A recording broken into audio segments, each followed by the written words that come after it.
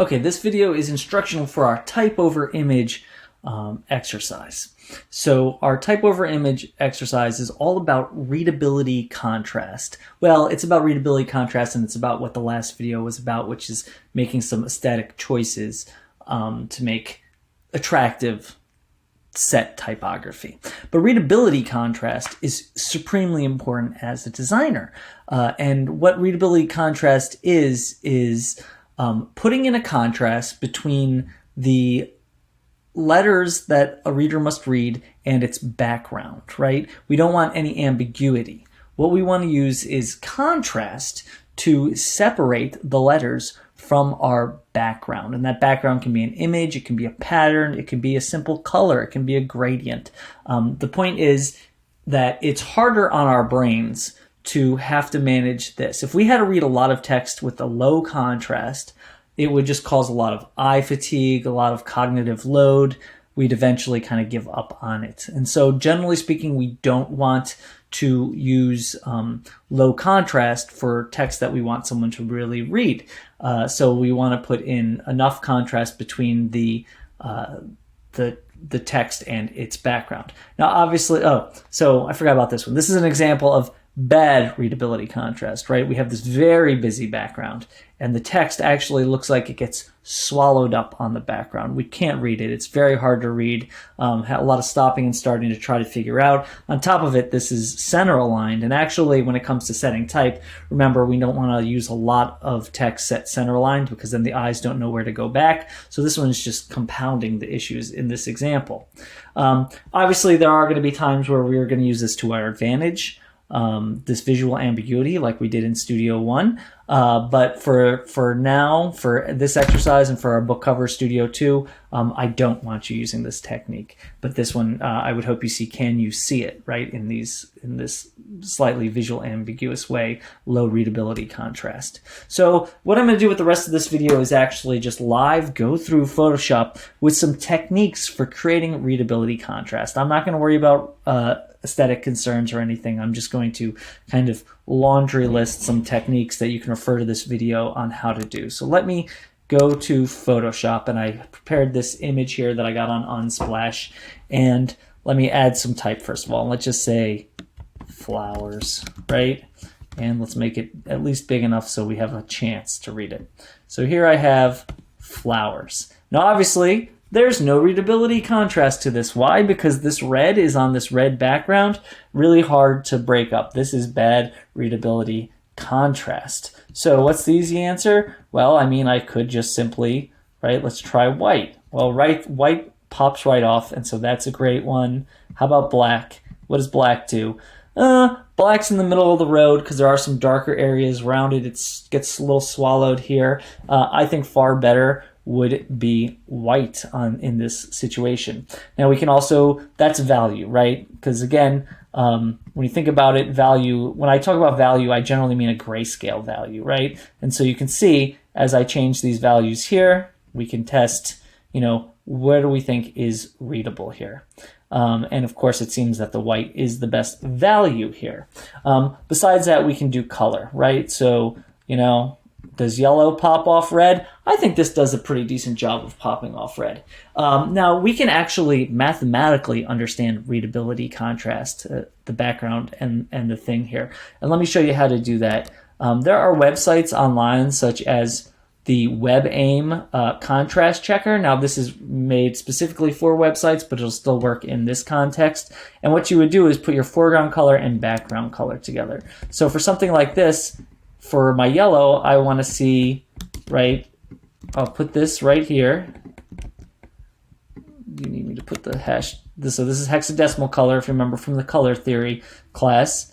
And back to Photoshop, and let's just take the eyedropper tool, and I'm going to kind of just get one of the colors. I know there's a lot of colors across an image here, but I'll kind of get one of the middle of the road colors, go back to my thing here, and say, right, hash that, and these are the colors here. And so we see that this has a contrast ratio of 3.71 to 1. And so in the context of normal text, like normal reading text, this is considered a fail. I actually don't think it's that bad. I would be fine with this. But in the context of larger text, this actually passes. Right, so you could play with this and look for another color. So obviously if you want to have a higher contrast ratio and get it to passing in all the places, like see, you'd want to use this darker, or if we want to up the lightness probably of this, we can make it pass that way. So what you're doing is looking for this. Again, this is a little, this website's about accessibility. So it's very cognizant of all the cases of people who have vision problems and things like that. So it's probably a little harder to get a passing grade, a passing value than what I would consider to be fine enough for most cases, which is okay, right? I mean, I guess you should always consider a very inclusive design where you're aware of all cases, right? So anyway, I'll just let you know that there is a mathematical thing to readability contrast. So let's go back to Photoshop here and see what else we can do with our text. I'm going to put it back to white real quick here. Well, we could separate it further from the background. So think about it. Contrast has to do with what happens at the edges. I'm going to show you something new. So if you look in your layers palette, you'll have these layer styles, and it's a little FX palette. And we can do things like, let's add a drop shadow.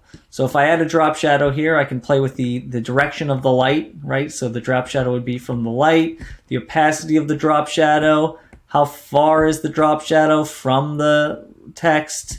You know, we can play with a lot of all these settings here to make a drop shadow where we're really popping our thing off, right? So we're using light. We understand shadows. Shadows are something in the physical world that the human brain is really cued in on, and it's one of our attentive attributes, right? Our pre-attentive attributes.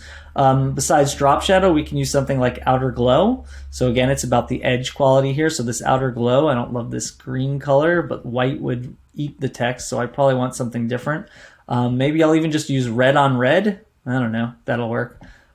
Maybe if I change the blend mode, right? So if I change this blend mode to multiply or color, where do I have, there we go, multiply. Maybe now that's starting to, looks basically like a drop shadow. So what's the difference? How about linear burn? Right, I don't know. Just again, we're playing with how the edges go so that we can read this. I'll turn off outer glow. Another thing we have is stroke. So, right, we want it to be positioned on the outside. Right, and that's where we can kind of flip the script on the text. Really, it doesn't matter the color in here; it matters the stroke, right? And we can change its opacity. We can do a lot of things. We can change its color, right? So obviously, this gets more problematic. So these are all things we could play with in those effects there.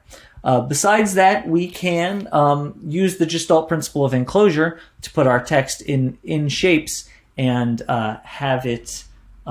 Right, that gives us a different context of color. So Photoshop has these vector tools. So you'll see over here, there's a rectangle. So if I draw this rectangle right here, and right, this is a vector. This is like drawing a box in Illustrator, right? So I'm just going to make this one, I'm going to make it white and say, okay, I'm going to put my flowers above it.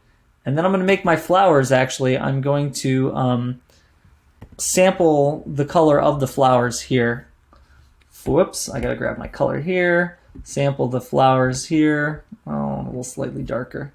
There we go, right? So now I've set up a different context, this white. I can change the opacity of the thing behind it, right? That I was just using the layer opacity. I was using just the numbers on the keyboard. Other things I can do okay. Now don't think you have to just use boxes. You absolutely don't have to use boxes. There's other things in here. There's obviously circles and ellipses and polygons, but there's also this custom shape tool. And so you'll find it has built into it some of these custom shapes. So maybe I can use this thing, right? And that's kind of an interesting shape and something more interesting than just a box. Besides that, if you go on to the online, right, and you just kind of Google, right, free Photoshop custom shapes, you could find just a ton of different things. Besides that, I mean, you can always just use icons from Flat Icon or something like that.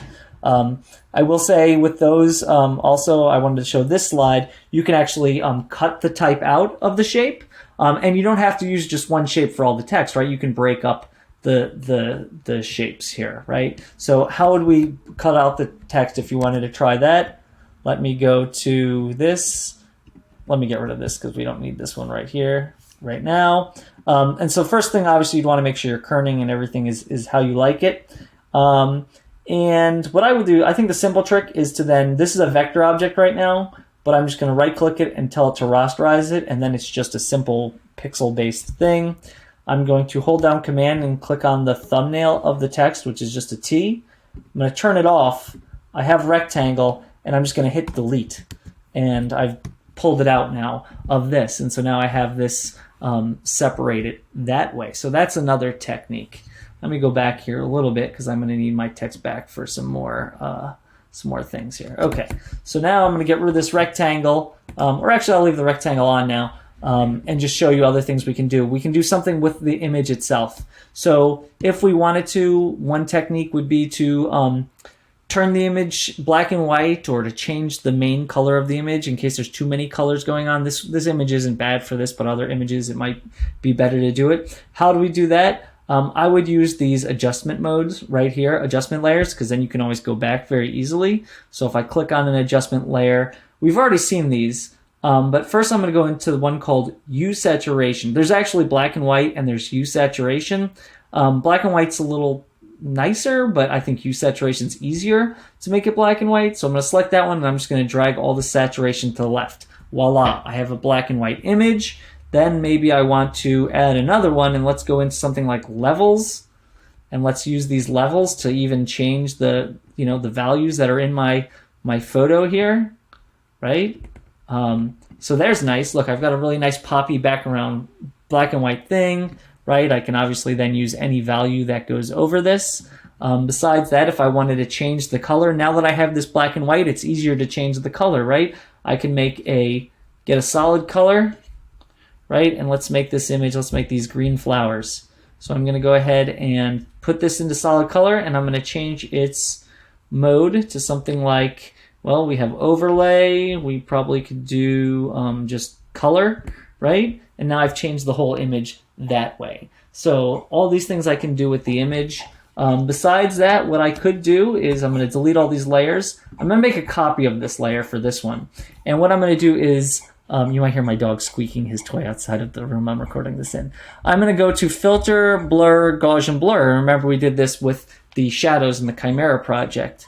And I'm going to go ahead and make a blurry thing, right? And this has the extra benefit now of, right, when something's out of focus, blurry, we think it's just, we stop really thinking about what it is. And so it kind of focuses on the text here.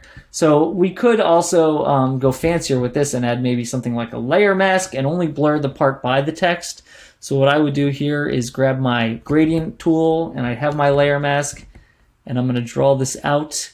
And so now you see, I don't like the way that did it. Like, you know what I mean? I've only got the blur, so remember how layer masks work, right? So I can partially blur the image if I wanted to. There's so many different techniques we could do. The whole key here is just, how does the text separate from the things that are behind it? So you have all of these techniques that I've just showed you to play with to complete the type over image exercise.